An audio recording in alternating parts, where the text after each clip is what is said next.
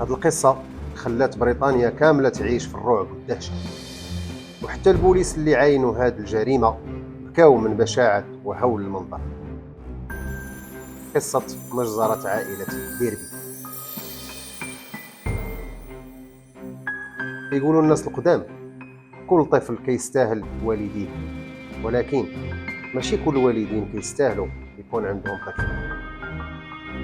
هذه الجملة كتجسد بالضبط القصة ديالنا اليوم، حيت مايك فيلبوت ما كانش كيشوف ولادو كبشر صغار محتاجين الحماية ديالو، ولكن كان تيشوفهم غير مصدر ديال الفلوس اللي كيعطيها ليه الدعم الحكومي.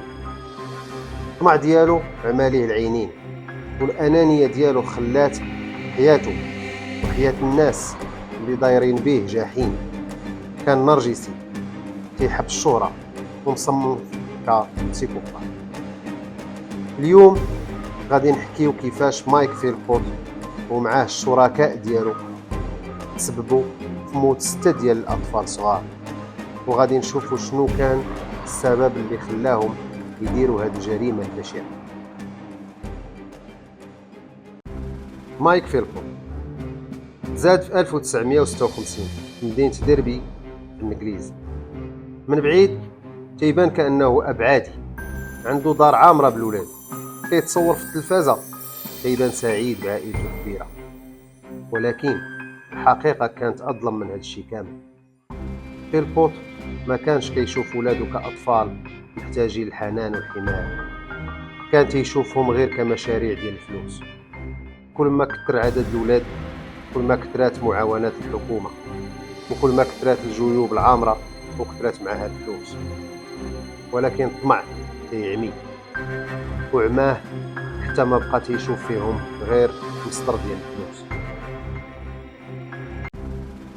ملي كان شاب صغير بان الوجه الحقيقي ديالو. فاش كان عمره 19 عام تعرف على بنت عندها 15 عام سميتها كيم هيل، هي المرأة الأولى ديالو. في الأول لعب دور العاشق المثالي، ولكن غير شوية ولا وحش كيعنفها قدام الناس بلا خوف. تخيلوا معايا في وسط بار عامر شد عصا ديال البولفازور وضربها لفمها حتى سال بالدم، والناس بقاو تيتفرجوا وما قدروش يتدخلوا. مرة أخرى هرس لها يديها وركبتها بمطرقة حيت اهتمات بزاف بواحد الطفل صغير. ومرة أخرى ضربها بقوس وسهم، وضربها غير حيت لبسات كسوة صغيرة. ومن بعد عامين ديال العذاب كيم قررت تسالي هذه العلاقة برسالة، ولكن الجحيم بدا من تما. فيلبوت دخل عليها للدار في الليل وهو مسلح بموس كبير، هجم عليها وهي ناعسة في الناموس، ضربها 27 ضربة وقال لها إلا ما كنتيش ديالي ما عمرك ما غتكوني ديال شي واحد آخر. حتى الأم ديالها دخلات وضربها حتى هي 11 ضربة. بجوجهم كانوا على حافة الموت، ولكن المعجزة وقعت، نجاو وبصعوبة. تحكم عليه ب7 سنين ونص ديال الحبس، ولكن المفاجأة خرج مورا 3 سنين حيت كان حسن السلوك. تصوروا معايا راجل حاول يقتل 2 عيالات وخرجوه بحجة أنه تحسن.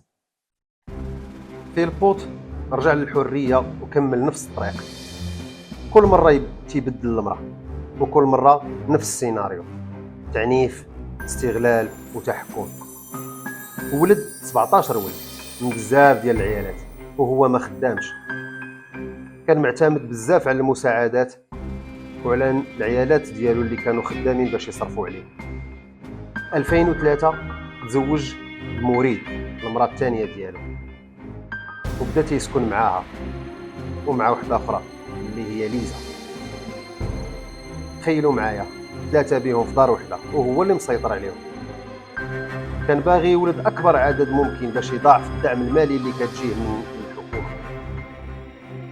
حتى واحد النهار بان في التلفازة وبرامج ديال الواقع كيضحك وتيبان مفتخر بعائلته الكبيرة وكيهاجم الناس اللي كينتقدوه، ولكن مورا الكاميرات كان الجحيم وجحيم صامت.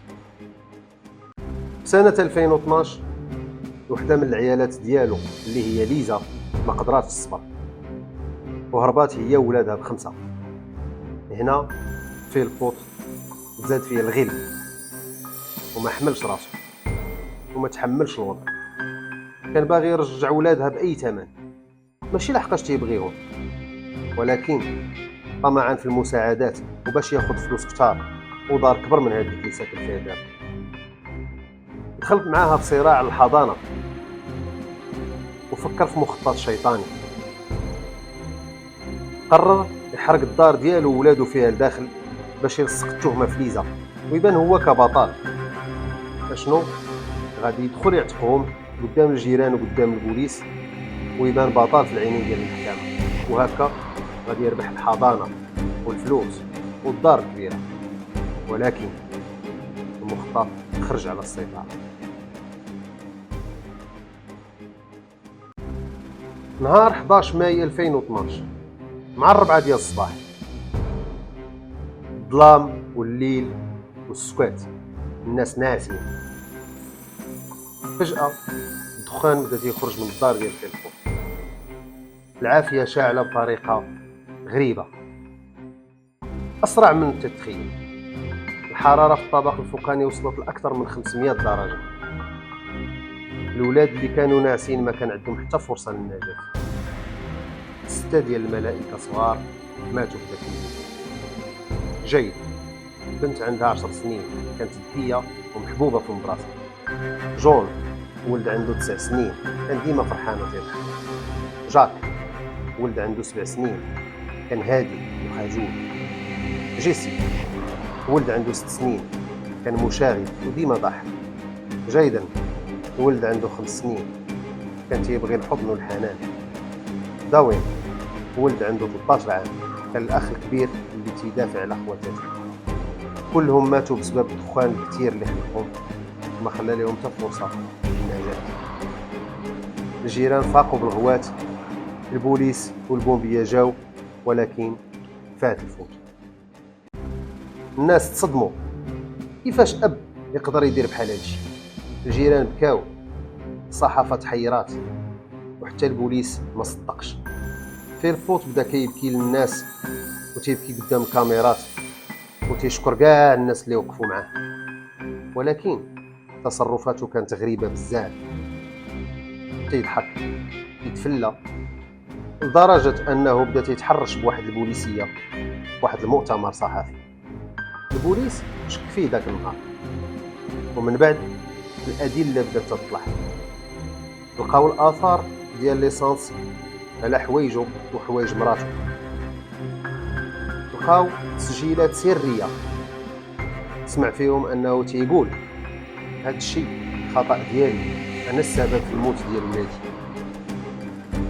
لقاو عنده مخطط فيه الدروج اللي كان بغا يدوز منهم باش يبان أنه بطل من بعد. المحاكمة ديالهم كانت طويلة، ولكن المحكمة صدمت الناس مرة أخرى. التهمة ديال القتل اللي كانت تتواجههم تبدلات ولات قتل غير العمد. قالوا ما كانوش باغيين يقتلوا الدراري، ولكن كانوا باغيين غير يلصقوا التهمة في ليزا. في 2013 تحكم على فيلبوط بالمؤبد 15 عام كحد أدنى، وعلى مراته مريد وصاحبهم موسلي اللي عاونهم 17 عام. اليوم مريد خرجت من الحبس وهي عندها هوية جديدة. موسلي صاحبهم حتى هو خرج ولكن رجع للحبس من بعد، ولكن فيلبوط باقي دابا في الحبس. هذه قصة أب ما كانش أب، راجل بسيكوبات استغل ولادو كآلات ديال الفلوس وفي الآخر حرقهم بدم بارد.